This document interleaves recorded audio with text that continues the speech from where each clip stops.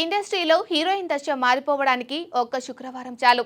Hit వచ్చిన రోజు ఆమెని నెత్తిన పెట్టుకుంటూ ఉంటారు. ఫ్లాప్ వస్తే మాత్రం తీసి పక్కన పెడుతూ ఉంటారు. ఈ రెండు చాలా త్వరగానే చూసింది పూజా హెగ్డే. 2 ఏళ్ల కింద వరకు ఏ సినిమాకు డేట్స్ ఇవ్వాలో కూడా తెలియని అంత బిజీగా ఉంది పూజా హెగ్డే. కానీ ఇప్పుడు పరిస్థితి పూర్తిగా మారిపోయింది. డేట్స్ ఇద్దామంటే చేతిలో ఒక్క సినిమా కూడా లేదు. ఇండస్ట్రీలో ఇంత ఫాస్ట్గా పరిణామాలు మారిపోతాయని బహుశా పూజా హెగ్డే కూడా ఊహించి ఉండదు.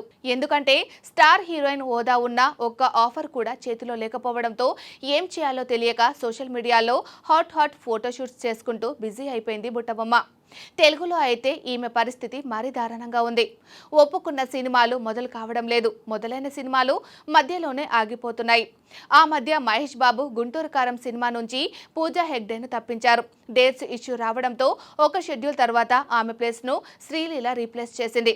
దానికి ముందు విజయ్ దేవరకొండ, పూరి జగన్నాథ్ కాంబినేషన్లో మొదలైన జనగణమన సినిమా కూడా ఒక షెడ్యూల్ తర్వాత ఆపేశారు. ఇక ఇప్పుడు సాయి ధరమ్ తేజ్, సంపత్ నంది కాంబినేషన్లో అనౌన్స్ చేసిన గంజా శంకర్ కూడా ఆదిలోనే ఆగిపోయేలా కనిపిస్తుంది. దాంతో మరోసారి ఖాళీ అయిపోతుంది పూజా హెగ్డే. 2022కు ముందు పూజా కెరియర్ సూపర్ ఫాస్ట్గా ఉంది. దానికి ముందు ఆమె ఏ సినిమా నటించినా కూడా బంపర్ హిట్ కొట్టేది. కానీ 2022లో బీస్ట్, ఆచార్య, రాధేశ్యామ్, సర్కార్ ఇలా నటించిన ప్రతి సినిమా ఫ్లాప్ కావడంతో పూజాకి బ్యాడ్ టైం మొదలైపోయింది. ఇంకా గతేడాది సల్మాన్ ఖాన్ హీరోగా వచ్చిన కిసీ కా భాయ్ కిసీ కా జాన్ కూడా డిజాస్టర్ అయింది. దాంతో బాలీవుడ్లో కూడా పూజా హెగ్డే వైపు చూడడానికి పెద్దగా ఆసక్తి చూపడం లేదు దర్శక నిర్మాతలు. దాంతో ప్రస్తుతం ఈమె కెరియర్ ఎటువైపు వెళ్తుందో అర్థం కావడం లేదు.